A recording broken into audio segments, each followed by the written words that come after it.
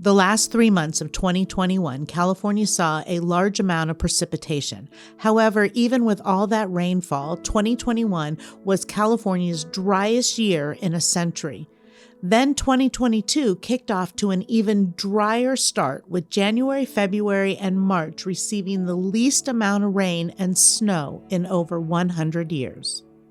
So we call this essentially increasing precipitation or hydroclimate whiplash, meaning that we swing more widely back and forth between extremely low precipitation and extremely high precipitation. In fact, there's a lot of evidence that California will see an increased risk of flooding in a warming climate because the very most intense storms are going to become even wetter. So even though it'll be wetter during the wettest periods, it'll often be drier and sunnier the rest of the time. Well, when it comes to drought, there's usually two sides of the equation. There's how much water is falling from the sky, of course, as precipitation.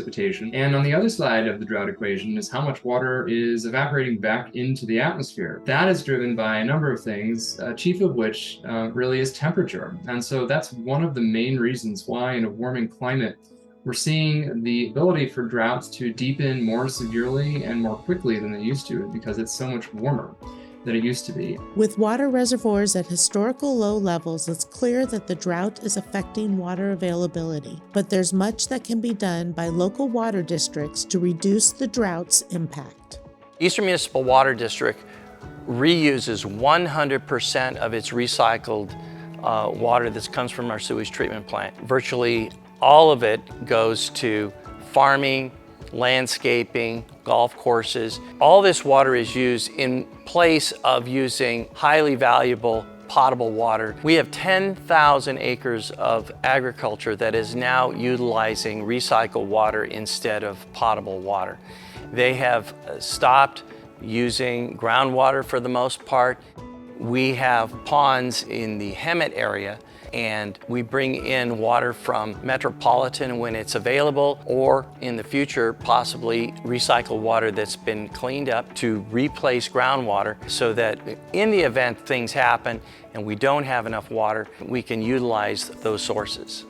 Recently, Eastern Municipal Water District opened its third desalination plant in Menifee. In that plant, we pull brackish groundwater and pull the salt out and utilize that for potable purposes. This takes the strain off of bringing in water from other sources, pulling water from our other groundwater sources, and making more available for future uses. Most importantly, water districts use California's wet periods to their advantage. During the wet times, that's when all the planning happens. The recycled water use, groundwater recharge, all this happens in the good times. When there's lots of water, that's when we fill our basins, that's when we fill our tanks, that's when we build the facilities that we need to build. That is what has sustained us during this period. Water needs to be on your mind every day. It is the one element that we need every single day. We can go without food for a couple of days, but we cannot go without water. So when you open that faucet, remember to turn it off. When you go out in your backyard and you see that there's water running here or there, make corrections. Put in drip systems. Plant vegetation that is more conducive to water conservation than non-functional turf.